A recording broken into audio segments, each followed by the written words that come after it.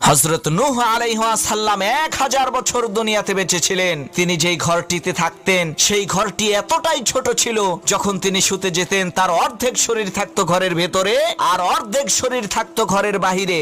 যখন মালাকুল মাউত ফেরেশতা হযরত নূহ আলাইহিস সালামের রূহ কবজ করতে আসলেন, তখন তিনি জিজ্ঞেস করলেন, হে আল্লাহর নবী নূহ, আপনি আপনার সারাটা জীবন এই জীর্ণ শীর্ণ ভাঙাচোরা ঝুপড়ি ঘরেই কাটিয়ে দিলেন।